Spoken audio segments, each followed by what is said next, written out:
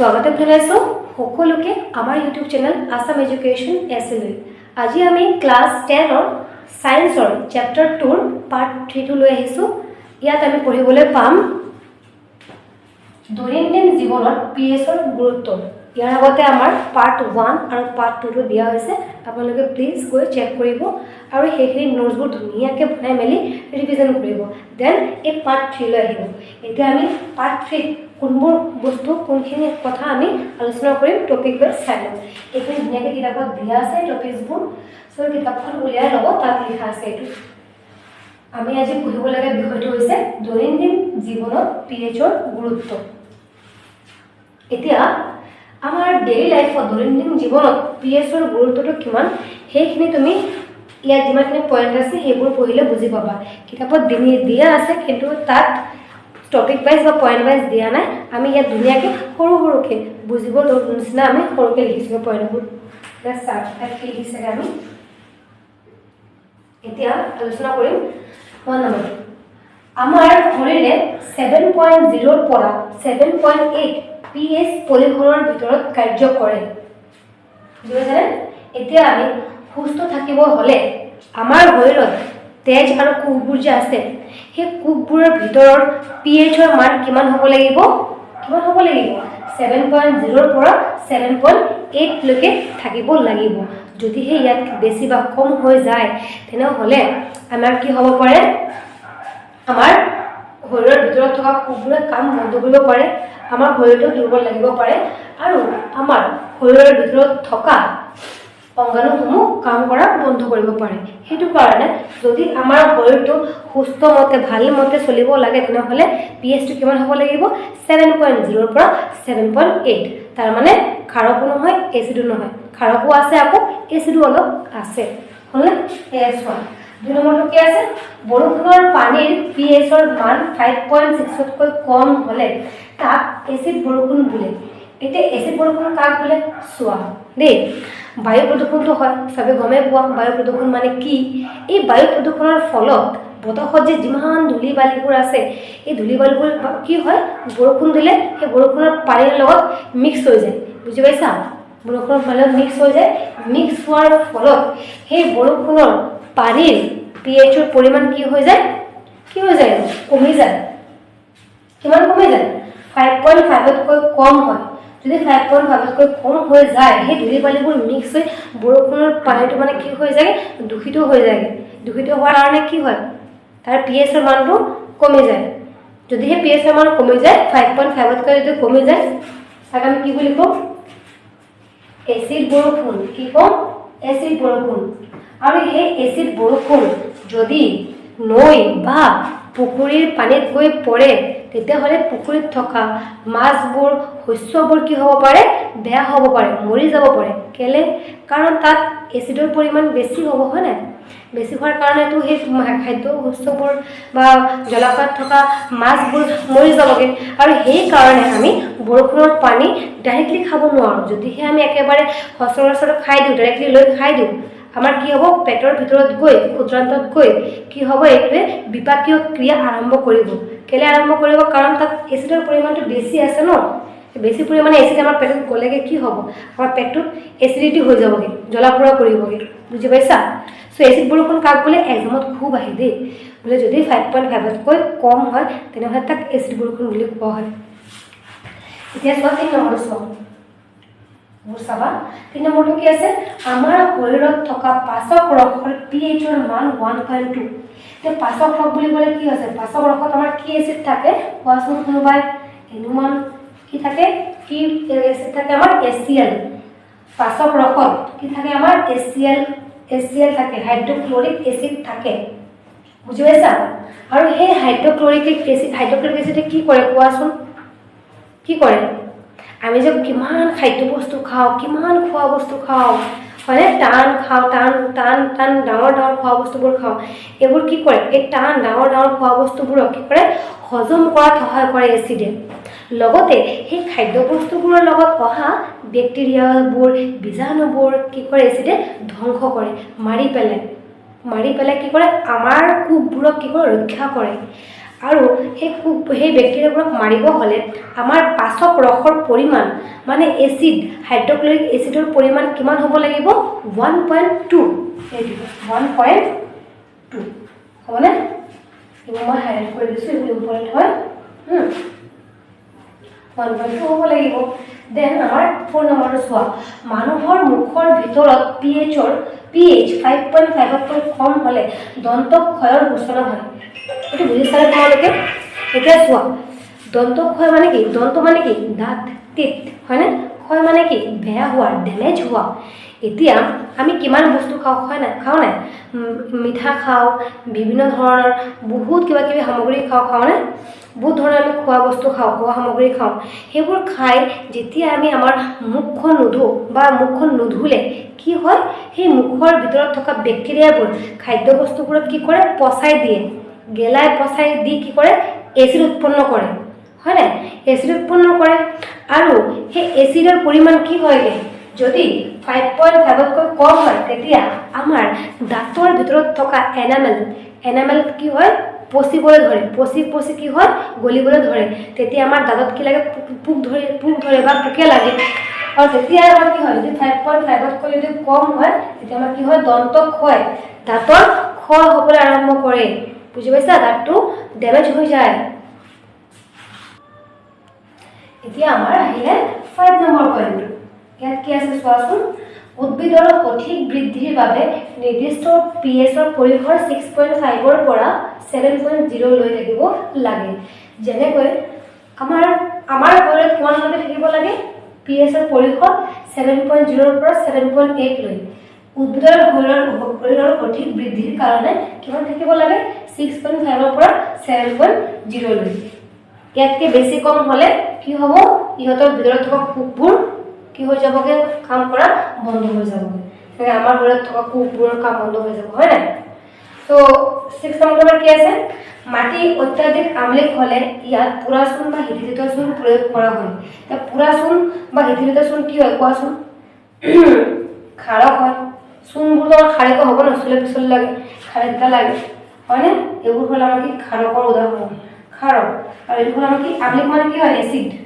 এতিয়া কথা হ'ল बात ये है कि যদি মাটিটো অত্যাধিক আম্লিক হৈ যায় মাটি যদি বেছি পৰিমাণে এসিড হৈ যায় এসিড উৎপন্ন হৈ যায় বা বেছি পৰিমাণে ক্ষাৰক উৎপন্ন হৈ যায় তেতিয়া হলে সেই মাটিত কিন্তু সঠিক উদ্ভিদৰ বৃদ্ধি নহব পাৰে বুজি পাইছা তাত আকৌ সঠিক উদ্ভিদৰ বৃদ্ধি নহব কাৰণ এসিড বেছি হৈ গৈছে ন এসিড বেছি হৈ যায় তাত আমি এসিডৰ প্ৰভাৱটো কমাবলৈ কি ইউজ কৰো খাৰক ইউজ কৰো বুজি পাইছা মানে পুৰাচূণ আৰু হিথিলিত চূণ যদি কিনিবাৰে খাৰক বেছি হৈ যায় আমি কি ইউজ কৰো এসিড ইউজ কৰো এসিড বেছি হলে খাৰক বেছি হলে এসিড দুটাই আমাৰ নিউক্লিয়াছ কৰি ৰাখিব লাগে এতিয়া কি হৈছে অজীৰ্ণতাৰ চিকিৎসাৰ বাবে মানুহে অম্লনাশক হিচাপে খাৰকৰ দ্ৰৱ ব্যৱহাৰ কৰে এতিয়া অজীৰ্ণতা মানে কি কোৱাচোন শুনিছানে এচিডিটি শুনিছানে এচিডিটি হলে মানুহৰ কেনেকুৱা অনুভৱ হয় কেনেকুৱা ফিল হয়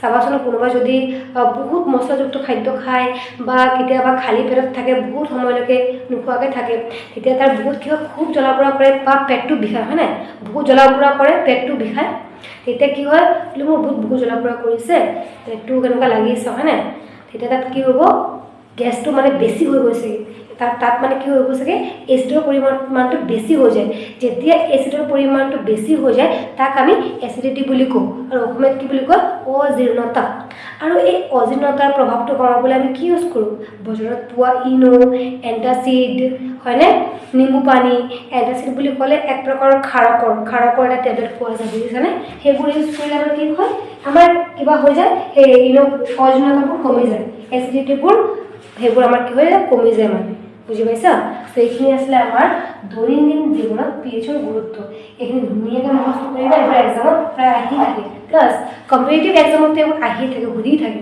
বোলে মানুহৰ দন্তক্ষয় নহ'বলৈ কাৰণে পিএইচ কিমান থাকিব লাগে এচিড বৰষুণ হ'লে তাৰ পিএইচৰ মান কিমান হ'ব লাগে বুজি পাইছানে মানুহৰ শৰীৰে কিমান পৰিসৰৰ ভিতৰত কাম কৰে এইবোৰ গোটেইবোৰ আহে চ' এই পইণ্টখিনি ভালদৰে ফ'কাছ কৰিব দেই চ' এতিয়া আমি আগবাঢ়ো নেক্সট টপিকলৈ এতিয়া আমাৰ যোনটো নেক্সট টপিক পঢ়িব লগা সেইটো তোমালোকে চোৱা কিতাপত ধুনীয়াকৈ লিখা আছে যে প্ৰাকৃতিকভাৱে পোৱা কিছুমান এচিড। ইয়াৰ আগতে যে মই পঢ়িছিলোঁগৈ দৈনন্দিন জীৱনত pH-ৰ গুৰুত্ব, তাত আৰু এটা পইণ্ট তোমালোকে লিখিব পাৰা, এড কৰিব পাৰা। মই বেছিকৈ দিয়া নাই, কাৰণ কি বেছিকৈ দিলে সকলোৱে পঢ়িব নিবিচাৰে ন, ইমান ডাঙৰ ডাঙৰ হৈ যাবৰ কাৰণে। চ' লাষ্ট যোনটো পইণ্ট আছিলে মই নিজৰ পৰা জাষ্ট কৈ দিছোঁ, মুখৰ পৰা কৈ দিছোঁ, মই জাষ্ট এক্সপ্লেইন কৰি দিছোঁ। তোমালোকে যদিহে বিচৰা লিখি ল'ব সৰুকৈ কিতাপত। তো আমাৰ যোনটো লাষ্ট পইণ্ট আছিলে আগৰ টপিকটোত, সেইটো আছিলে যে মৌ-মাখি কেতিয়াবা তোমালোকক কামুৰিছেনে? ধৰা হাতত বা ভৰিত ক'ৰবাত মৌ-মাখিয়ে কিবা কাৰোবাক কামুৰিছে নেকি? কামুৰিলে কেনেকুৱা হয়? জেগাডোখৰ এবাৰ ফুলি উঠে নাই? ফুলি উঠে আৰু খুব খজুৱাই, খুব বিষায়, খুব জ্বলা-পোৰা কৰেনে? কৰে নাই? তেনেকুৱা ঠিক তাত মানে কি থাকে, তোমাৰ এটা এচিড থাকে। পাহাৰী পালেং যে কয় চুৰাটৰ পাতৰ হোমবোৰ যে আছে, কিতাপত চাবা ধুনীয়াকৈ গ্ৰীণ কালাৰৰ পাতবোৰ অঁকা আছে হা, তাক কি বুলি কয়? চুৰাটৰ পাত বা পাহাৰী পালেং। সেই পাহাৰী পালেঙৰ গাত কি থাকে?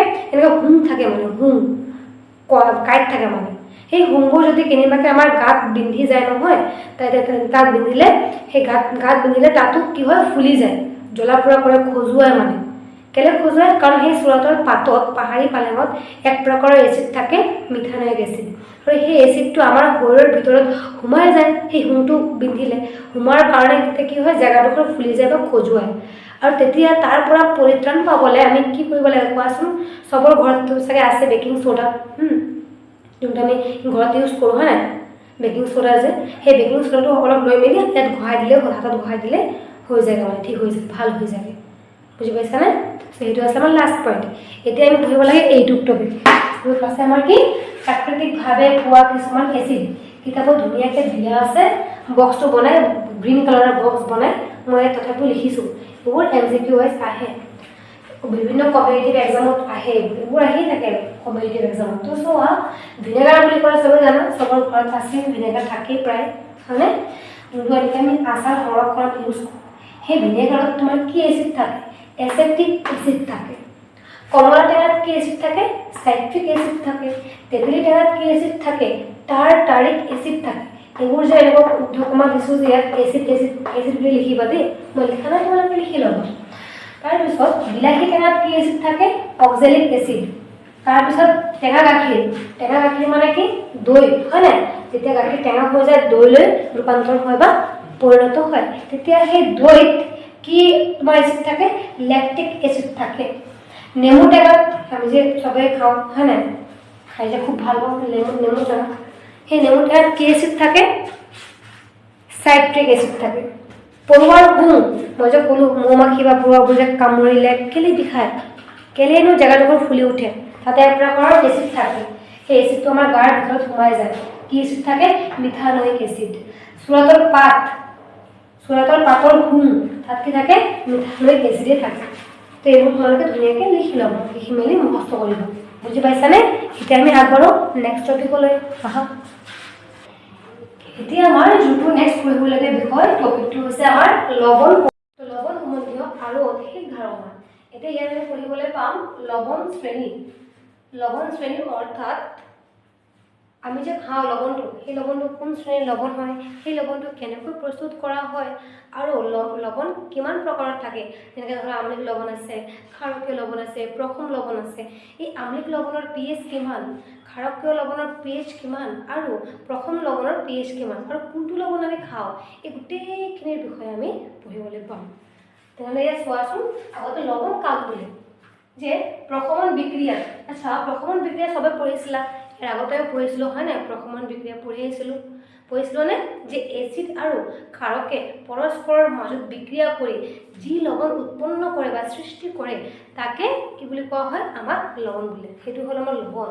এতিয়া ইয়াৰে আমি সেইটো লিখিছোঁ, চোৱা লৱণ কাক বোলে? লৱণ শ্ৰেণী প্ৰশমন বিক্ৰিয়াত উৎপন্ন হোৱা আয়নীয় যৌগ মানে কোনটো? এই লৱণ যে উৎপন্ন হৈছে ইয়াকে আয়নীয় যৌগ বুলি কৈছে। ইয়াত থকা NaHCl-বোৰ ইয়াত আমাৰ কি আছে? আয়নীয় যৌগবোৰ আছে। আয়নীয় যৌগবোৰক কি বোলে? লৱণ বোলে। বোলে প্ৰশমন বিক্ৰিয়া অৰ্থাৎ কি আছিলে? এচিড আৰু ক্ষাৰকৰ বিক্ৰিয়া। এচিড আৰু ক্ষাৰকৰ বিক্ৰিয়াৰ ফলত উৎপন্ন হোৱা লৱণ আৰু পানী। আৰু ইয়াত যে উৎপন্ন হ'ব লৱণটো, সেই লৱণটো হ'ল আমাৰ কি? NaCl। আৰু ঢেৰ কিবা কিবি লৱণ আছে সেইবোৰ উৎপন্ন হ'ব পাৰে তো চোৱা কি কি উৎপন্ন হ'ব পাৰে ইয়াত যেনেকৈ এচিড আমি HCl ল'লোঁ strong acid HCl hydrochloric acid ক্ষাৰক আমি কি লৈছোঁ NaOH হয়নে এতিয়া আমি ইয়াত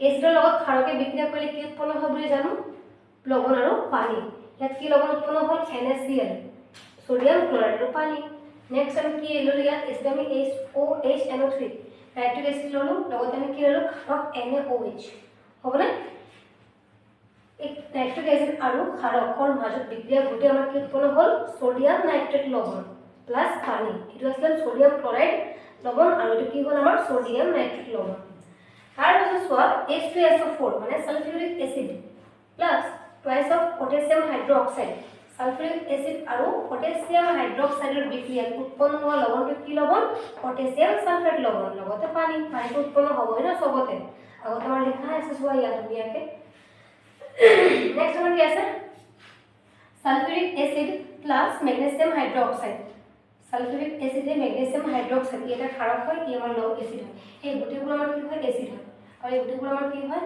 ক্ষারক হয় সো এবোৰ ক্ষাৰক এবোৰ আমাৰ এসিড তো সোয়া এসিডে ক্ষাৰকৰ লগত বিক্ৰিয়া কৰিলে সালফিউৰিক এসিডে ম্যাগনেসিয়াম ক্ষাৰকৰ লগত বিক্ৰিয়া কৰিলে কি লৱণ উৎপন্ন কৰিব ম্যাগনেসিয়াম সালফেট লৱণ লগতে পানীটো থাকিবই হয়নে তো এটা সোয়া আমি ইয়াত কি লিখিছোঁ লৱণৰ শ্ৰেণী কি শ্ৰেণী সোডিয়ামৰ শ্ৰেণীৰ লৱণ ইয়াত কি লিখিছোঁ সালফেটৰ শ্ৰেণীৰ লৱণ তো এই সোয়া সোডিয়াম শ্ৰেণীৰ লৱণ কোনবোৰ হয় যিবোৰ লৱণত সোডিয়াম আছে সেই লৱণবোৰ সোডিয়াম শ্ৰেণীৰ লৱণ for example NaCl NaNO3 Na2CO3 etc মানে ইত্যাদি আৰু ঢেৰ আছে আমি লিখা নাই মই মাত্ৰ কেইটামানহে এক্সাম্পল ইয়াত লিখি দিছোঁ তো এই সোয়া সোডিয়াম শ্ৰেণীৰ লৱণ বুলিলে কি বুজা বা কাক বুলিব সিম্পল ডেফিনেশ্যন যিবোৰ লৱণত সোডিয়াম লাগি আছে সেইবোৰ সোডিয়াম শ্ৰেণীৰ লৱণ যিবোৰ লৱণত SO4 লাগি আছে সেইবোৰ সালফেট শ্ৰেণীৰ লৱণ বুজি পাইছানে এটা সোয়া ইয়াত যেনিবা তোমাৰ কি লাগি আছে NaCl Na লাগি আছে তাৰ মানে NaCl2 সোডিয়াম শ্ৰেণীৰ লৱণ ইয়াত কি লাগি আছে NaNO3 Na আছে না ইয়াত তাৰ মানে এইটো আমাৰ কি শ্ৰেণীৰ লৱণ সোডিয়াম শ্ৰেণীৰ লৱণ ঠিক তেনেদৰে ইয়াত সালফেটটো সব জায়গাতে কমন আছে না এটা কব আমি K2 কে লোৱা নাই Mg2 কে লোৱা নাই এই সালফেট শ্ৰেণীবোৰ সেম থাকিব লাগিব ন যেনেকৈ সালফেট আছে ইয়াতো সালফেট আছে তাৰ মানে এইটো আমাৰ কি হয় সালফেট শ্ৰেণীৰ লৱণ এইটো আমাৰ ঠিক তেনেকৈ সালফেট শ্ৰেণীৰ লৱণ বুজি পাইছানে এতিয়া আমি পঢ়ো নেক্সট টপিকটো এতিয়া আমি আলোচনা কৰিম লৱণৰ pH কেনেকৈ উলিওৱা হয় কেনেকৈ লৱণৰ pH নিৰ্ণয় কৰা হয় লৱণৰ pH অফ সল্টস এতিয়া চোৱা আমি সকলোৱে জানো যে এচিড আৰু ক্ষাৰকৰ মাজত বিক্ৰিয়া ঘটি কি উৎপন্ন হয় লৱণ আৰু পানী উৎপন্ন হয় তে ইয়াত চোৱা ইয়াত আমাৰ কি আছে তীব্ৰ এচিড 1 নম্বৰ চোৱা হা তীব্ৰ এচিড আৰু তীব্ৰ ক্ষাৰকৰ মাজত বিক্ৰিয়া ঘটিলে কি লৱণ উৎপন্ন হয় আমাৰ প্ৰথম লৱণ লগতে কি উৎপন্ন হয় পানী উৎপন্ন হয় বুজি পাইছা ইয়াতে চোৱা তীব্ৰ এচিড আৰু তীব্ৰ ক্ষাৰকৰ মাজত যদি বিক্ৰিয়া ঘটে দুটা তীব্ৰ স্ট্ৰং শক্তিশালী খুব শক্তিশালী তীব্ৰ এচিড আৰু তীব্ৰ ক্ষাৰক যদি মাজত বিক্ৰিয়া ঘটে তেনেহলে তেখেতৰ মাজত বিক্ৰিয়া ঘটি কি লৱণ উৎপন্ন হয় প্ৰথম লৱণ লগতে পানী উৎপন্ন হয় হয়নে তে ইয়াত চোৱা ইয়াত যে HCl2 আছে হাইড্ৰক্লোৰিক এচিড এই HCl2 হয় আমাৰ কি তীব্ৰ এচিড আৰু এইটো হয় আমাৰ NaOH সোডিয়াম হাইড্ৰক্সাইড এইটো হৈছে আমাৰ তীব্ৰ ক্ষাৰক এনেকুৱা তীব্ৰ এচিড আৰু তীব্ৰ ক্ষাৰকৰ মাজত বিক্ৰিয়া ঘটি যি লৱণ উৎপন্ন হয় তাকে প্ৰথম লৱণ বোলে বুজি পাইছানে মই তোমালোকক ইয়াত দীঘল কৰা নাই যে প্ৰথম লৱণ কাক বোলে তোমালোকে এইবোৰ নিজে লিখি ল'বা আৰু কেনেকৈ লিখিবা মই কৈ দি আছোঁ হা কেনেকৈ লিখিবা যে তীব্ৰ এচিড আৰু তীব্ৰ ক্ষাৰকৰ মাজত বিক্ৰিয়া ঘটি যি লৱণ উৎপন্ন হয় তাকে প্ৰথম লৱণ বোলে আৰু এটা কথা জানানে এই যে প্ৰথম লৱণ আছে যাৰ সংকেত আমাৰ কি NaCl প্ৰথম মানে কি হয় ইয়াৰ pH ৰ মান কিমান হয় 7 pH মানে কি পাৱাৰ অফ হাইড্ৰোজেন আয়নৰ ক্ষমতা এই NaCl প্ৰথম লৱণৰ মান কিমান হয় pH স্কেলত 7 প্ৰথম মানে কি হয় 7 কিমান হয় 7 টো আমাৰ কিমান আছিল ক্ষাৰকো নহয় এচিডো নহয় দুটাৰ মাজত আছিল না দুটাৰ মাজত আছিল আমাৰ 7 হ'ল। আৰু এই প্ৰথম কাৰণে নাহি এই বেছি খাৰকো নহয় এচিডো নহয়, প্ৰথম লৱণ অৰ্থাৎ ইয়াত pH ৰ মান 7 কাৰণে আমি ইয়াক খাব পাৰোঁ বা আমি ইয়াক খোৱা লৱণ হিচাপে ব্যৱহাৰ কৰোঁ। কিন্তু বাকীবোৰ চোৱা, 2 নম্বৰটো চোৱা যে যদি তীব্ৰ এচিড যদি তুমি লৈ লোৱা, তীব্ৰ এচিড আৰু মৃদু ক্ষাৰক যদি লোৱা, তে ইয়াত চোৱা তীব্ৰ এচিড আমাৰ কি হয়, ইয়াত ধৰা আমি আৰু এটা এচিড ল'লোঁ H2SO4 সালফিউৰিক এচিড, ইয়াতে আমাৰ তীব্ৰ এচিড। এই তীব্ৰ এচিডৰ লগত তুমি যদি মৃদু ক্ষাৰক লোৱা, মৃদু ক্ষাৰক বুলি ক'লে চোৱা ইয়াত কি আছে আমাৰ মেগনেছিয়াম হাইড্ৰক্সাইড, হয়নে? মেগনেছিয়াম হাইড্ৰক্সাইড লোৱা তীব্ৰ এচিড আৰু মৃদু ক্ষাৰকৰ মাজত বিক্ৰিয়া ঘটালে উৎপন্ন হোৱা লৱণটো কি লৱণ হয়? আম্লিক লৱণ, MgSO4 মেগনেছিয়াম সালফেট। এইটো আমাৰ কি লৱণ উৎপন্ন হৈছে? আম্লিক। আম্লিক মানে কি হয়? অম্ল, আৰু অম্ল মানে কি হয়? এচিড, হয়নে? তাত এচিডৰ মাত্ৰা যথেষ্ট পৰিমাণে থাকিব, বহুত থাকিব তাত এচিডৰ মাত্ৰা। আমি সেই লৱণটো খাব নোৱাৰিম। যদি আমি কেনেবাকৈ খাই দিওঁ আমাৰ কি হ'ব কোৱাচোন? পেটৰ ভিতৰতকৈ বেছি এচিডিটি হৈ যাব, হ'ব নাই? এচিডৰ পৰিমাণটো বাঢ়ি যাব। আৰু এই আম্লিক লৱণৰ pH ৰ মান কিমান জানানে? চোৱা মই লিখি দিছোঁ। এই আম্লিক লৱণৰ pH ৰ মান কিমান হয়? 7তকৈ কম। 7তকৈ কম হ'লে কিমান আছিলে আমাৰ pH স্কেলত? pH স্কেল আছিল 0 ৰ পৰা 14 লৈকে, হয়নে? 0 ৰ পৰা 14 লৈকে আছিল। আৰু একেবাৰে মাজত আছিলে আমাৰ কিমান? 7, মানে প্ৰথম। যিমানে 7তকৈ কম হ'ব তল 1 লৈ আহিব। ইয়াত H+ আয়নৰ গাঢ়তা বাঢ়ি যাব, ইয়াত OH আয়নৰ গাঢ়তা বাঢ়ি যাব। যিমান কম হ'ব 0, 1, 2 হ'লে কি হ'ব? ই তীব্ৰ এচিড হ'ব। আৰু যিমান 7তকৈ কম হ'ব, ধৰা 0, 1, 2 হ'ব, ই কি হ'ব? অম্লতা ইয়াৰ বাঢ়িব। অম্লতা মানে কি হয়? এচিডৰ ধৰ্ম ইয়াৰ বাঢ়িব। সেইটো কাৰণে ইয়াক কি বুলি কয়?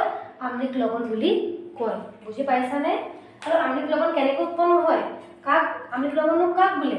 ডেফিনেশ্যনটো কেনেকৈ লিখিবা যে আম্লিক লৱণ কাক বোলে? আম্লিক লৱণনো কি? কেনেকৈ লিখিবা? এইবোৰ চাই ধুনীয়াকৈ লিখিবা, দেই। মই কৈ দি আছোঁ।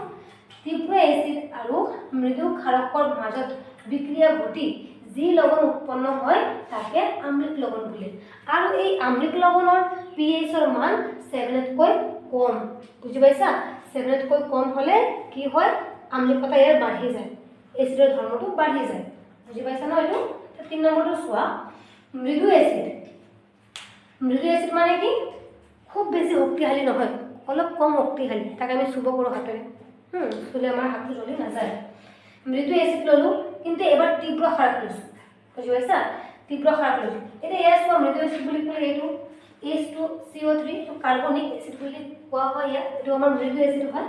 এই মৃদু এচিডৰ লগত আমি তীব্ৰ ক্ষাৰক লৈছোঁ। তীব্ৰ ক্ষাৰক বুলি ক'লে আমাৰ বেছিভাগ এইটোৱে আহে ন, NaOH আহে, ছডিয়াম হাইড্ৰক্সাইড। মৃদু এচিডৰ লগত যদি আমি তীব্ৰ ক্ষাৰকৰ বিক্ৰিয়া ঘটাই দিওঁ, তেনেহ'লে উৎপন্ন হোৱা লৱণটো কি লৱণ কোৱাচোন? ক্ষাৰকীয় লৱণ। কি লৱণ? ক্ষাৰকীয় লৱণ। এইটো ক্ষাৰকীয় লৱণ, হ'বনে? ক্ষাৰকীয় লৱণ, যাৰ নাম সংকেতটো কি? Na2CO3, হয়নে? আৰু এই ক্ষাৰকীয় লৱণ ইয়াৰ pH টো কিমান জানানে? ইয়াৰ pH টো 7তকৈ বেছি। ক্ষাৰক হ'লে 7তকৈ বেছি হ'ব ন? 7, 8, 9, 10, 11, 12, 13, 14, 7তকৈ বেছি হ'লে এইবোৰ কি হয়? ক্ষাৰক। এইখিনি ক্ষাৰক হয়, আৰু এইখিনি কি হয়? আমাৰ এচিড হয়। যিমানে কমিব সিমানে এচিডৰ ধৰ্ম বাঢ়িব, আৰু এইফালে যিমানে বাঢ়িব সিমানে আমাৰ ক্ষাৰকৰ ধৰ্ম বাঢ়িব। বুজি পাইছা? তেনেহ'লে তোমালোকে কোৱাচোন, ক্ষাৰকীয় লৱণ কাক বোলে? যে মৃদু এচিড আৰু তীব্ৰ ক্ষাৰকৰ মাজত বিক্ৰিয়া ঘটি যি লৱণ উৎপন্ন হয় তাকে ক্ষাৰকীয় লৱণ বোলে। আৰু এই ক্ষাৰকীয় লৱণৰ pH ৰ মান 7তকৈ বেছি। বুজি পাইছা? এইবোৰ তোমালোকে ধুনীয়াকৈ লিখি ল'বা। এতিয়া নেক্সট টপিকটো আগবাঢ়ো। এতিয়া চোৱা আমি কি কৰিব লাগে। নেক্সট টপিক যোনটো আছে আমাৰ খোৱা লৱণৰ পৰা প্ৰস্তুত কৰা ৰাসায়নিক দ্ৰব্যসমূহ। তো খোৱা লৱণ আমি সকলোৱে জানো, হয়নে? খোৱা লৱণটো কেনেকৈ প্ৰস্তুত কৰা হয় আমি ইতিমধ্যে সকলোৱে পঢ়িলোঁ, সকলোৱে জানিলোঁ। খোৱা লৱণটো কেনেকৈ প্ৰস্তুত কৰা হয় আমি যে পঢ়িলোঁ, তীব্ৰ এচিড, হয়নে? এচিড, তীব্ৰ এচিড আৰু তীব্ৰ ক্ষাৰক। তীব্ৰ এচিড প্লাছ তীব্ৰ ক্ষাৰকৰ মাজত বিক্ৰিয়া ঘটি আমাৰ কি উৎপন্ন হয়? আমাৰ খোৱা লৱণ। লগতে উৎপন্ন হয় আমাৰ পানী, হয়নে? এচিড বুলি ক'লে আমাৰ কি আছিলে? Hydrochloric acid. ক্ষাৰক বুলি ক'লে NaOH। ইয়াৰ লগত বিক্ৰিয়া ঘটি আমাৰ কি হয়? খোৱা লৱণ NaCl। আৰু এই NaCl হ'ল আমাৰ কি? খোৱা লৱণ, খোৱা লৱণ। আৰু এই খোৱা লৱণটোৰ পৰা আমি কিছুমান ৰাসায়নিক দ্ৰব্য প্ৰস্তুত কৰিব পাৰোঁ, হয়নে? কিছুমান ৰাসায়নিক দ্ৰব্য ফেক্টৰীত প্ৰস্তুত কৰা হয়, তৈয়াৰ কৰা হয়। সেইবোৰ কি কোৱাচোন? আৰু ইয়াত যে আমি পাইছোঁ NaCl খোৱা লৱণ, ইয়াত আমি খোৱা লৱণ কেলে কৈছোঁ? জাষ্ট তোমালোকে অলপ আগতে পঢ়ি আহিলে, মই পঢ়াই আহিলোঁ হয় নাই? কাৰণ ই প্ৰথম লৱণ। ইয়াত যে NaClটো আছে, তীব্ৰ এচিড আৰু তীব্ৰ ক্ষাৰক তীব্ৰ ক্ষাৰকৰ মাজত বিক্ৰিয়া ঘটি যি লৱণ উৎপন্ন হয় তাকে কি লৱণ বোলে? প্ৰথম লৱণ বোলে। আৰু এই লৱণৰ pH কিমান? 7। গতিকে 7 কাৰণে আমি ইয়াক খোৱা লৱণ হিচাপে ব্যৱহাৰ কৰিব পাৰোঁ। বুজি পাইছা? তাৰমানে তোমালোকে গম পালা চাগে যে খোৱা লৱণটো কেনেকৈ প্ৰস্তুত হয় আৰু কেলে আমি ইয়াক প্ৰথম লৱণ বুলি কওঁ। সেইকাৰণে এই লৱণটোৰ পৰা আমি আন কিছুমান ৰাসায়নিক দ্ৰব্য কি কৰোঁ? প্ৰস্তুত কৰোঁ, হয় না? আৰু সেইবোৰ কি হয় দ্ৰব্যবোৰ? চোৱা, সোডিয়াম হাইড্ৰক্সাইড হ'ব পাৰে, ব্লিচিং পাউডাৰ, বেকিং সোডা, কাপোৰ ধোৱা সোডা, প্লাষ্টাৰ অফ পেৰিছ। এতিয়া সোডিয়াম হাইড্ৰক্সাইডৰ সংকেত কি? NaOH। ব্লিচিং পাউডাৰ ইয়াত ড হ'ব লাগিছিল হয় নাই? কিন্তু একচুৱেলি তোমালোকৰ কিতাপত এনেকুৱাই দি আহিছে, চ' মই চেঞ্জ কৰা নাই। ব্লিচিং পাউডাৰৰ সংকেত কি? CaOCl2। এইটো এক্সামত খুব আহে দেই, মই ইয়াত ইম্পৰ্টেণ্ট বুলি লিখি দিছোঁ, তোমালোকে এইটো ধুনীয়াকৈ মুখস্থ কৰিবা। ইয়াৰ সংকেতটো আহে। ব্লিচিং পাউডাৰৰ সংকেত ৰাসায়নিক সংকেতটো কি লিখা বুলি এক্সামত 1 মাৰ্কৰ কাৰণে আহে। চ' তোমালোকে কি কৰিবা? মুখস্থ কৰিবা ইয়াৰ সংকেতটো CaOCl2। তাৰপিছত বেকিং সোডা, এইবোৰৰ তোমাৰ সংকেত লিখিবলৈ আহে আৰু ব্যৱহাৰ আহে। এইবোৰৰ কি আহে? সংকেত আৰু ব্যৱহাৰ আহে। চ' তোমালোকে এইবোৰ পঢ়িবা, এইখিনি ইম্পৰ্টেণ্ট হয় আমাৰ। বোলে বেকিং সোডাৰ কি আছে? সংকেত কি আৰু ইয়াৰ ৰাসায়নিক ব্যৱহাৰ কি? এই ৰাসায়নিক ব্যৱহাৰৰ বিষয়ে আমি ইয়াৰ পাছৰ টপিকতে পঢ়িম, কিন্তু ইয়াৰ আগতে আমি এইবোৰৰ সংকেত চাই লওঁ। আৰু এইবোৰ ক'ৰ পৰা আহিছে? গোটেইবোৰ আমাৰ খোৱা লৱণ NaCl পৰা আহিছে। এই গোটেইবোৰ NaCl পৰা আহিছে, খোৱা লৱণ NaCl। আৰু NaCl ক'ৰ পৰা আহিছে? এচিড আৰু ক্ষাৰকৰ বিক্ৰিয়াৰ পৰা। এইবোৰ ভালকৈ মনত ৰাখিবা দেই, কাৰণ এইখিনি বস্তুৰ পৰা আমাৰ আৰু বস্তু উৎপন্ন হৈ গৈ থাকিব, কিন্তু আমাৰ মেইন চ'ৰ্চ কোনটো হ'ব? NaCl। মেইন উৎস কি? মেইন উৎস আমাৰ ঘৰৰ কিবা NaCl হয় নাই? মেইন যোনটো উৎস হয়, মেইন যোনটো মালিক হয়, তোমাৰ কোনো হয় NaCl। আৰু এই NaCl ক'ৰ পৰা আহিছে? এচিড আৰু ক্ষাৰকৰ পৰা। আৰু এই NaCl পৰা কি আহিছে? এই গোটেইবোৰ আহিছে। বুজি পাইছা? তো এইবোৰ ব্যৱহাৰ চাবা, ইউজেছ চাবা। চ' চোৱা, কাপোৰ ধোৱা সোডাৰ সংকেত কি? NaCO3 ডট 10টা পানী অণু। আৰু প্লাষ্টাৰ অফ পেৰিছ, এই প্লাষ্টাৰ অফ পেৰিছ মানে কি? ইয়াৰ ব্যৱহাৰ কি? ইয়াৰ বিষয়ে আমি পঢ়িম। আৰু ইয়াৰ সংকেত তোমালোকে এতিয়া খালি মুখস্থ কৰি থোৱা। বোলে প্লাষ্টাৰ অফ পেৰিছৰ সংকেত কি? CaSO4 calcium sulphate dot half of পানী অণু। বুজি পাইছানে? চ' এইখিনি কিন্তু চেইন চিষ্টেম গৈ আছে। যেনেকৈ ধৰা তোমালোকৰ ঘৰত মেইন অনাৰ কোন হয়? মেইন মুৰব্বীজন কোন হয়নো? দেউতা হয় নাই? হয়নে? আৰু দেউতাৰ মুৰব্বী কোন হয়? দেউতাৰ দেউতাক হয় নাই? আমাৰ পূৰ্বপুৰুষৰ পৰা দেউতা আহিছে, দেউতাৰ পৰা আমি আহিছোঁ হয় নাই? আকৌ আমাৰ পৰা নেক্সট জেনেৰেশ্যনবোৰ যাব। ঠিক তেনেকৈ ইয়াত চোৱা, খোৱা লৱণটো ক'ৰ পৰা আহিছে? এচিড আৰু ক্ষাৰকৰ পৰা। এচিড আৰু ক্ষাৰকৰ পৰা কি আহিছে? চোৱা, চেইন চিষ্টেম গৈ আছে, মই দেখাই দি আছোঁ হা। এচিড আৰু ক্ষাৰকৰ পৰা কি আহিছে? NaCl। আকৌ NaCl পৰা কি আহিছে? এই গোটেইবোৰ আহিছে। বুজিছানে? আকৌ এইবোৰৰ ভাগ আছে, সেইবোৰ আমি এতিয়া পঢ়িবলৈ পাম ইয়াৰ নেক্সট টপিকত। ঠিক আছে? আহা, নেক্সট টপিকটো আমি পঢ়োঁ। তো এতিয়া চোৱা, এতিয়া আমি যোনবোৰ ৰাসায়নিক দ্ৰব্যসমূহ খোৱা লৱণৰ পৰা পাইছিলোঁ হয়নে?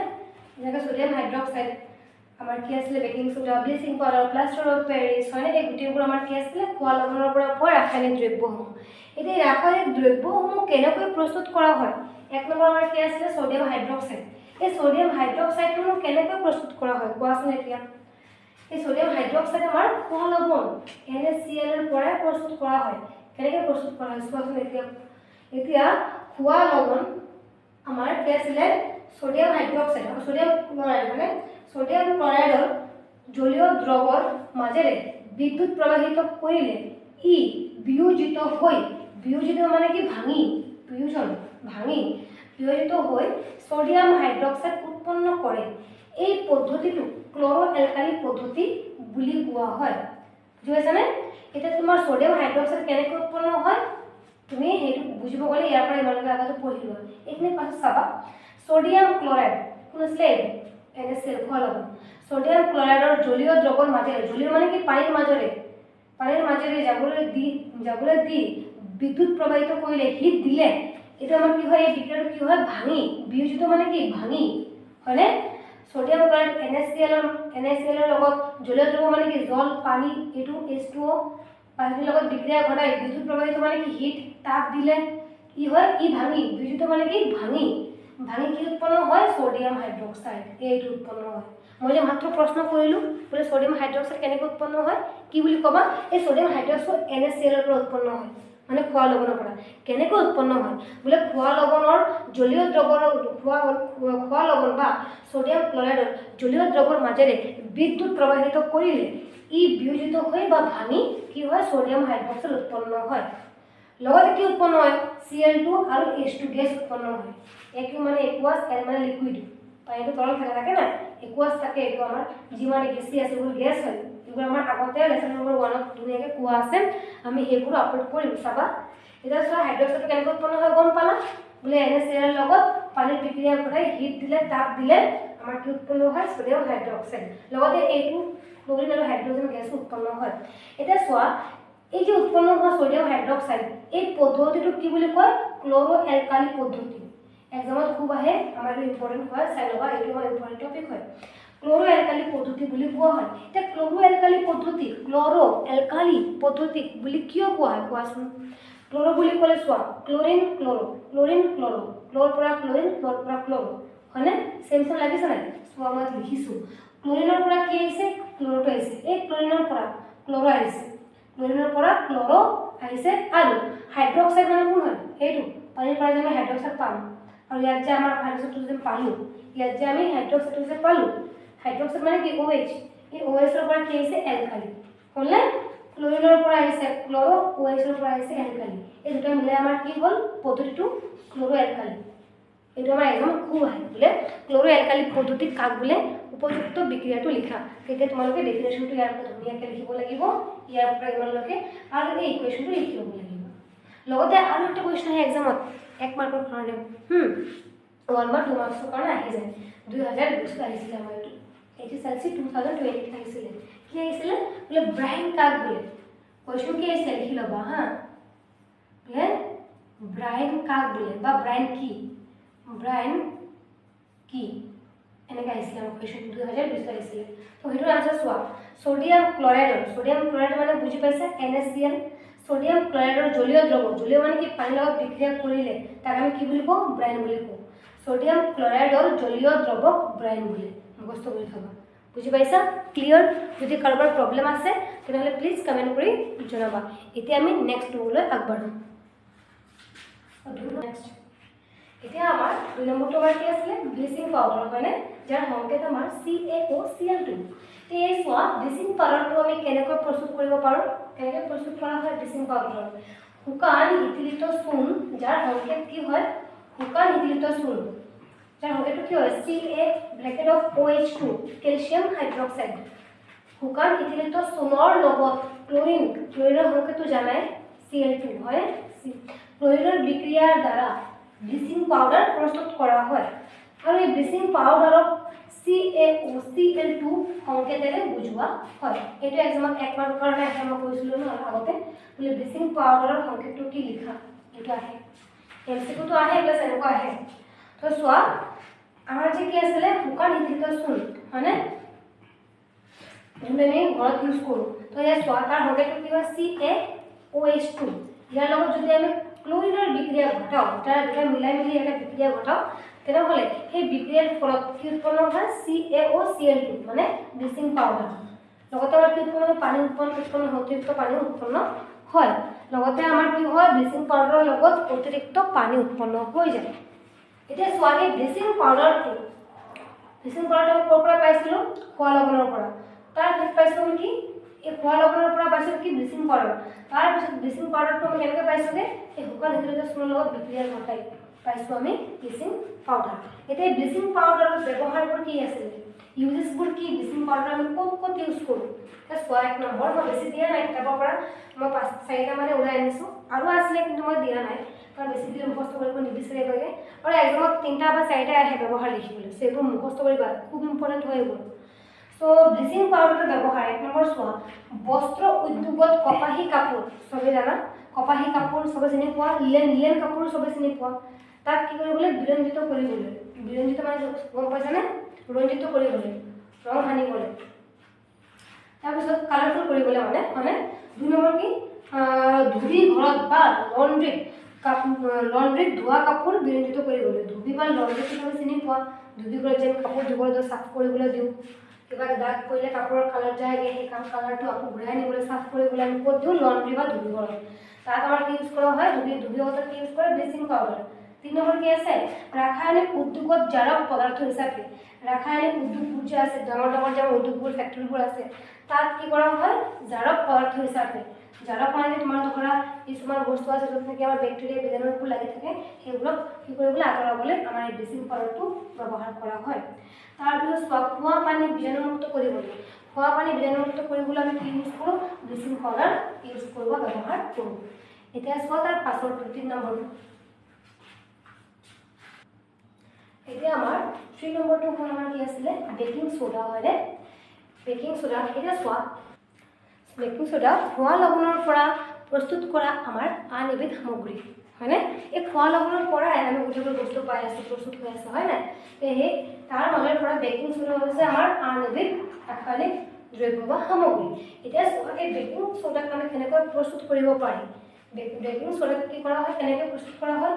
ছডিয়াম ক্লৰাইডক এবিধ অন্যতম গেছীয় সামগ্ৰী ৰূপে ব্যৱহাৰ কৰি ইয়াক ব্যৱহাৰ কৰা হয়। অৰ্থাৎ ছডিয়াম ক্লৰাইডৰ লগত পানী প্লাছ কাৰ্বন ডাই অক্সাইড প্লাছ এমোনিয়া যোগ কৰি মিলাই আমাৰ কি প্ৰস্তুত কৰা হয়? আমাৰ কি কৰা হয়? Baking soda NaHCO3 sodium hydrogen carbonate, যাক আমি কি বুলি কওঁ? সোডিয়াম হাইড্রোজেন কার্বনেট বুলিও ক'ব পাৰি। বুজি পাইছা? এই বেকিং সোডাটো আমি কি নামেৰে ক'ব পাৰি? Sodium hydrogen carbonate. এতিয়া চোৱা, ইয়াতে এটা বেকিং সোডাৰ ধৰ্ম আছে। সেই ধৰ্মটো কি? মষ্ট ইম্পৰ্টেণ্ট এক্সামত আহে, এইটো এক্সামত আহে। সেই ধৰ্মটো হৈছে এনেকুৱা ধৰণৰ যে যদি আমি এই বেকিং সোডাত তাপ দিওঁ, হিট দিওঁ, গৰম দিওঁ, তেনেহ'লে কি উৎপন্ন হ'ব? কি উৎপন্ন হ'ব সেইটো আমি এতিয়া পঢ়িম। আগতে ধৰ্মবোৰ চাই লওঁ। বোলে এই মসৃণ মানে কি হয় কোৱাচোন? মসৃণ মানে ধৰা মিলি যোৱা, মেল্ট হোৱা, দ্ৰৱীভূত হোৱা হা। ই মসৃণ আৰু ক্ষাৰকীয় গুণ সম্পন্ন। ইয়াৰ ধৰ্মবোৰ চাবা। ই মসৃণ মানে কি? মিলি যায়, যিকোনো দ্ৰৱৰ লগত মিলি যায়, মেল্ট হৈ যায় বুলি। তাৰপিছত কি আছে? ৰন্ধা বঢ়া কৰোঁতে যেতিয়া তাপ দিয়া হয় তেতিয়া তলৰ বিক্ৰিয়াটো ঘটে। এতিয়া চোৱা, মই কি কৈছিলোঁ? বোলে ছডিয়াম ক্লৰাইডৰ পৰা খোৱা নিমখৰ পৰা বেকিং সোডা উৎপন্ন হ'ল। আকৌ এই বেকিং সোডাৰ পৰা আমাৰ কি উৎপন্ন হৈছেগে? আমাৰ এইটো আমাৰ কি? Sodium carbonate. আৰু ছডিয়াম কাৰ্বনেটটো কেনেকৈ উৎপন্ন হৈছে? এই বেকিং সোডাক কি কৰি? তাপ দি, হিট দি, তাপ দিয়াৰ লগে লগে বেকিং সোডা আমাৰ বিয়োজিত হৈ কি উৎপন্ন হ'ল? ছডিয়াম কাৰ্বনেট, পানীৰ লগতে কাৰ্বন ডাই অক্সাইড উৎপন্ন হ'ল। তো এক্সামত এনেকৈ আহে কুৱেশ্যনবোৰ। তাৰপিছত চাবা, বেকিং সোডাৰ ব্যৱহাৰবোৰ চোৱা। ব্যৱহাৰবোৰ কি আছে? অম্লনাশক প্ৰস্তুত কৰিবলৈ। অম্লনাশক বেছি যদি এচিড হৈ যায়, তাত আমাৰ কি? এচিডিও কমাবলৈ আমি কি ইউজ কৰোঁ? বেকিং সোডা ইউজ কৰোঁ। অগ্নি নিৰ্বাপন যন্ত্ৰত ব্যৱহাৰ কৰা হয়। যদি ক'ৰবাত জুই লাগি যায়, তেতিয়া সেই অগ্নি নিৰ্বাপন যন্ত্ৰত আমাৰ কি ব্যৱহাৰ কৰা থাকে? কি দিয়া থাকে? বেকিং সোডা হয়নে? আৰু ইউজ আছে, মই বেছি দিয়া নাই। ধৰা কেক ফুলাবলৈ বা বিস্কুটবোৰ ক্ৰাঞ্চি কৰিবলৈ হয়নে, মচমচীয়া কৰিবলৈ, কেকটো ফুলাবলৈ স্পঞ্জি টাইপৰ কৰিবলৈ আমি বেকিং সোডা ব্যৱহাৰ কৰোঁ। এতিয়া চোৱা, তোমালোকৰ ইয়াৰ পৰা এক্সামত বহুত ধৰণৰ কুৱেশ্যন আহে, সেইবোৰ ভালকৈ পঢ়ি যাবা। বোলে বেকিং সোডা কি? ইয়াৰ ৰাসায়নিক সংকেত কি হয়? এইটো হয়নে? আৰু বেকিং সোডা কেনেকৈ প্ৰস্তুত কৰা হয়? ইয়াক এনেকৈ প্ৰস্তুত কৰা হয়। সোডিয়াম ক্লৰাইড প্লাছ কাৰ্বন ডাই অক্সাইড প্লাছ পানী প্লাছ এমোনিয়াৰ লগত বিক্ৰিয়া ঘটালে আমি কি কৰা হয়? বেকিং সোডা প্ৰস্তুত কৰা হয়। আকৌ যদি এই বেকিং সোডাক আমি তাপ দিওঁ, তাপ দিলে ইয়াৰ পৰা আমাৰ কি উৎপন্ন হয়? সোডিয়াম কাৰ্বনেট উৎপন্ন হয়। বুজি পাইছানে? আৰু বেকিং সোডাৰ ব্যৱহাৰ কি? এইবোৰ এক্সামত আহে। হ'ব, নেক্সট আমি পঢ়োঁ। চ' এতিয়া আমি নেক্সট যোনটো টপিক আছে 4 নম্বৰ, কাপোৰ ধোৱা সোডা, যাক নেকি আমি কি বুলি কওঁ? ৱাশ্বিং সোডা হয়নে? ৱাশ্বিং সোডা, যাৰ সংকেত আমাৰ কি হয়? ছডিয়াম কাৰ্বনেট ডট 10টা পানী অনু। এতিয়া চোৱা, কাপোৰ ধোৱা সোডা ইও আমাৰ এক খোৱা লৱণৰ পৰা প্ৰস্তুত কৰা ৰাসায়নিক দ্ৰব্য বা সামগ্ৰী হয়নে? এতিয়া ইয়াক আমি কেনেকৈ প্ৰস্তুত কৰোঁ চোৱা। ছডিয়াম কাৰ্বনেটৰ পুনঃস্ফটিকীকৰণ মানে ৰিক্ৰিষ্টেলাইজেশ্যন ঘটাই কাপোৰ ধোৱা সোডা প্ৰস্তুত কৰা হয়। পুনঃস্ফটিকীকৰণ মানে কি হয়? ধৰা ৰাসায়নিক পদাৰ্থবোৰক চাফা কৰা, বিশুদ্ধ কৰা। বুজি পাইছা? তো এই পদাৰ্থবোৰ কি কৰা হয় পুনৰ স্ফটিকীকৰণ বা ৰিক্ৰিষ্টেলাইজেশ্যন ঘটাই কাপোৰ ধোৱা সোডা অৰ্থাৎ Na2CO3.10 পানী অণু প্ৰস্তুত কৰা হয়। ইয়াত চোৱা যেনেকৈ লিখা আছে কি হ'ল আমাৰ ইয়াত Na2CO3 প্লাস 10টা পানী অণু লগ হৈ আমাৰ কি উৎপন্ন হৈছে ৱাশ্বিং সোডা বা কাপোৰ ধোৱা সোডা হয়নে। ইয়াৰ ব্যৱহাৰবোৰ চোৱা কাঁচ চাবোন আৰু কাগজ উদ্যোগত ব্যৱহাৰ কৰা হয়। উদ্যোগ মানে ফেক্টৰী হয়নে কাঁচৰ ফেক্টৰী চাবোন মানে চাবোন সোপ চাবোন আৰু কাগজ উদ্যোগত কি কৰা হয় ইয়াক ব্যৱহাৰ কৰা হয়। ঘৰুৱা সাফ সাফাই কামত ব্যৱহাৰ কৰা হয় এইবোৰতো বুজি পাইছে। আৰু এইটো চোৱা পানীৰ স্থায়ী কঠিনতা দূৰ কৰিবলৈ ইয়াক ব্যৱহাৰ কৰা হয় বীজাণুমুক্ত কৰিবলৈ ইয়াক ব্যৱহাৰ কৰা হয় স্থায়ী কঠিনতা। এতিয়া চোৱা তোমালোকৰ এক্সাম এটা কুৱেশ্যন এটা আহি থাকে প্ৰায় এইটো আমাৰ ইম্পৰ্টেণ্ট হয় সেই কুৱেশ্যনটো আমাৰ ইয়াৰ লগত সম্বন্ধীয়। সেই কুৱেশ্যনটো কি কোৱাচোন বোলে পানীৰ স্থায়ী কঠিনতা দূৰ কৰিবলৈ কোনটো ৰাসায়নিক দ্ৰব্য ব্যৱহাৰ কৰা হয়। কোনটোৰ পৰা আমাৰ স্থায়ী কঠিনতা দূৰ কৰিব পাৰি কোৱাচোন ইয়াৰ পৰা হয়নে ইয়াৰ পৰা Na2 তাৰমানে এইটো আমি ক'বা এইটো আমি কাৰ লগত সৃষ্টি হৈছেগে লাগি 10টা পানীৰ লগত লাগি সৃষ্টি হৈছে আমাৰ এইটো হয়নে। তোমালোকে তাৰে কনচেপ্টটো কি লিখিবা যে কাপোৰ ধোৱা সোডা বা Na2CO3 10টা পানী অণু এই যৌগটোৰ পৰা পানীৰ স্থায়ী কঠিনতা দূৰ কৰা হয় বুজি পাইছা। সো আমাৰ নেক্সট টপিকটো চোৱা লাষ্টটো এতিয়া আমাৰ লাষ্ট যোনটো আমাৰ আছিলে 5 নম্বৰ পইণ্টটো সেইটো পঢ়ি চাওঁচোন কি আছে আমাৰ প্লাষ্টাৰ অফ পেৰিছ যাৰ সংকেত আমাৰ কি হয় calcium sulphate dot half of পানী অণু ঠিক আছে। এই প্লাষ্টাৰ অফ পেৰিছক কেনেকৈ প্ৰস্তুত কৰা হয় চোৱাচোন জিপছামৰ সংকেত ঠিক এইটো কেলছিয়াম সালফেট ডট 2টা পানী অণু সেই জিপছামৰ সংকেত হ'ল আমাৰ এইটো দেই জিপছামক 373 কেলভিন কে মানে কি কেলভিন বা 100 ডিগ্ৰী সি মানে কি সেলসিয়াস 373 কেলভিন বা 100 ডিগ্ৰী সেলসিয়াস উষ্ণতাত উত্তপ্ত কৰিলে গৰম কৰিব উত্তপ্ত মানে কি গৰম কৰিলে হা উত্তপ্ত কৰিলে পানীৰ অণু হেৰুৱাই মানে পানীৰ অণুটো নাইকিয়া হৈ যায় কমি যায় এই দুটা আছে হেৰুৱাই কেলছিয়াম সালফেট হেমিহাইড্ৰেট যাৰ সংকেত কি CaSO4 কেলছিয়াম সালফেট আধা হৈ গ'ল দুটা আছিল আগতে ইয়াক গৰম দিয়াৰ লগে লগে ই কি হৈ গ'ল আধা হ'ল হাফ হৈ গ'ল তাকে কি বুলি কৈছে পানীৰ অণু হেৰুৱাই মানে একেবাৰে নাইকিয়া নহয় দেই কমি যোৱা পানীৰ পৰিমাণটো কমি অহা অৱশ্যে দুটা পানীৰ অণু এতিয়া হাফটা পানীৰ অণু হৈ গ'ল যাক নেকি আমি কি বুলি কওঁ কেলছিয়াম সালফেট হেমিহাইড্ৰেটত পৰিণত হয় ইয়াকে প্লাষ্টাৰ অফ পেৰিছ বোলে ঠিক আছে ইয়াকে প্লাষ্টাৰ অফ পেৰিছ বোলে হ'ল। প্লাষ্টাৰ অফ পেৰিছৰ লগত পানী মিহলালে আকৌ এই প্লাষ্টাৰ অফ পেৰিছ যে আছে যাৰ সংকেত এইটো calcium sulphate dot half of পানী অণু ইয়াৰ লগত যদি আমি পানী মিক্স কৰি দিওঁ কি হ'ব ই পুনৰ জিপছামলৈ টান গোটা পদাৰ্থত পৰিণত হ'ব। যদি চোৱা গৰম দিলেতো পানীটো উতলি কমি যাব ন ভাপ হৈ পানীটো কমি যাব উতলি পানীটো একেবাৰে কমি যাব যেতিয়া পানীটো কমি যায় তেতিয়া তাক আমি কি বুলি কওঁ plaster of Paris calcium sulphate dot half of পানী অণু বা ইয়াক কেলছিয়াম সালফেট হেমিহাইড্ৰেট বুলিও কওঁ। কিন্তু যেতিয়া ইয়াক পানীটো আমি আকৌ যোগ কৰি দিওঁ এড কৰি দিওঁ যিমানখিনি পানী কমিলে সিমানখিনি পানী যদি যোগ কৰি দিওঁ ই আকৌ পুনৰ এই জিপছামলৈ দুটা পানী অণুলৈ ঘূৰি আহে বুজি পাইছা যাক আমি কি বুলি কওঁ জিপছাম বুলি কওঁ। ইয়াত চোৱা যেনেকৈ ভিডিঅ'টো লিখা আছে কেলছিয়াম সালফেট হাফ অফ পানী অণুৰ লগত যদি আমি আকৌ পানী মিক্স কৰি দিওঁ তেনেহ'লে পুনৰ জিপছামলৈ কি হয় ৰূপান্তৰ হয় বা পুনৰ জিপছামলৈ ঘূৰি আহে। ইয়াৰ ব্যৱহাৰবোৰ চোৱা প্লাষ্টাৰ অফ পেৰিছৰ ইউজেছবোৰ চোৱা এক নম্বৰ কি আছে ভঙা সাৰ সঠিক স্থানত ধৰি ৰাখিবলৈ কি কৰা হয় প্লাষ্টাৰ অফ পেৰিছ ইউজ কৰা হয়।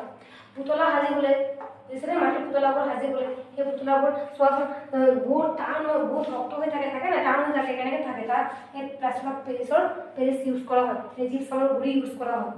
মসৃণ তল সাজিবলৈ মসৃণ তল মানে কি সমান একদম সমতল সমান তাত কি অসমতল নাই আমাৰ টাইলছবোৰ থাকে টাইলছবোৰ সাজিবলৈ আমি কি ইউজ কৰোঁ জিপছামৰ গুড়ি এই জিপছামৰ এটা গুড়ি হয় বগা পাউডাৰৰ নিচিনা গুড়ি হয় ঠিক আছে। ঘৰ সজোৱা সামগ্ৰী তৈয়াৰ কৰিবলৈও কি কৰা হয় প্লাষ্টাৰ অফ পেৰিছ ব্যৱহাৰ কৰা হয় তো ভঙা হাড় সঠিক স্থান ধৰি ৰাখিবলৈ কেনেকৈ ইউজ কৰা হয় প্লাষ্টাৰ অফ পেৰিছটো প্লাষ্টাৰ মানে কি প্লাষ্টাৰ অফ পেৰিছ আমি যেতিয়া কিবা এটা এক্সিডেণ্ট হ'লে দুৰ্ঘটনা হ'লে আমি কি কৰোঁ এই হাতত বা ভৰিত য'তেই আমি দুখ নাপাওঁ কেলে হাৰ্ডিত আমি কি কৰা হয় ডক্টৰে চাব বগা ৰঙৰ এটা কি কৰি দিয়ে ইয়াত প্লাষ্টাৰ মাৰি দিয়ে নে আৰু প্লাষ্টাৰটো খুব টান হৈ থাকে কাপোৰটো হয়নে কাপোৰটো প্লাষ্টাৰটো বহুত টান হৈ থাকে যাৰ ফলত আমাৰ ভঙা হাড়ডোখৰ লৰচৰ কৰিব নোৱাৰে লৰচৰ নকৰিলে সঠিক স্থানত থাকিলেহে হাড়টো জোৰা ল'ব হয় নাই আৰু সেই প্লাষ্টাৰটো পেকেজটো কেলে টান হৈ থাকে কোৱাচোন কাৰণ সেই বগা কাপোৰটো যে আছে আমাৰ বেণ্ডেজ কাপোৰ যে থাকে সেই বেণ্ডেজ কাপোৰখনৰ ওপৰত এই জিপছামৰ গুৰি যে আছে জিপছামৰ গুৰি কি কৰা হয় এনেকৈ মাখি দিয়া হয় মিহলাই মাখি দিয়া হয় মাখি দিয়াৰ ফলত আমাৰ সেই বেণ্ডেজটো প্লাষ্টাৰটো কি হৈ যায় টান হৈ যায় শক্ত হৈ যায় বুজি পাইছা শক্ত হোৱাৰ ফলত আমাৰ কি হয় হাৰ্ডিটো লৰচৰ কৰিব নোৱাৰে বা কোনোবাৰ ধৰা ঠেলা হেঁচা খালেতো হাৰ্ডিটো যিটো জেগাৰ পৰা আঁতৰি যাব ন তেতিয়াতো হাৰ্ডিটো সঠিক স্থানত জোৰা নালাগে সেইটো কাৰণে আমি কি কৰোঁ জিপছামৰ গুৰি মিলাই এই প্লাষ্টাৰ অফ পেৰিছটো টান বা শক্ত কৰি দিওঁ যাৰ ফলত কি হয় আমাৰ ভগা হাড়টো সোনকালে জোৰা লোৱাত সহায়ক হয় তো ইমানখিনি আছিলে আমাৰ প্লাষ্টাৰ অফ পেৰিছৰ ইউজেছবোৰ ব্যৱহাৰবোৰ সংজ্ঞাটো আছিলে আমাৰ এইখিনি তো তোমালোকে এইখিনি ভালকৈ পঢ়িবা এক্সামত আহিয়ে থাকে দেই সো ইয়াৰ পিছত আমি লেসন নম্বৰ 2ৰ যিমানখিনি কুৱেশ্যন আছে পাঠ ভিত্তিক কুৱেশ্যন কোৱা অনুশীলনীবোৰ কোৱা তাৰপিছত আমাৰ PYQবোৰ কোৱা সেই গোটেইবোৰ আমি নেক্সট পাৰ্টত আমি দিম তোমালোকে সেইবোৰ পাবলৈ হ'লে এতিয়া আমাৰ চেনেলখন ছাবস্ক্ৰাইব কৰা আৰু বেল আইকনটো অন কৰি ৰাখিবা যাতে আমি ইয়াত ভিডিঅ'বোৰ দিয়াৰ লগে লগে তোমালোকলৈ নটিফিকেশ্যনছবোৰ যায় তেনেহ'লে আজিলৈ ইমানে ভালকৈ পঢ়া বেষ্ট অফ লাক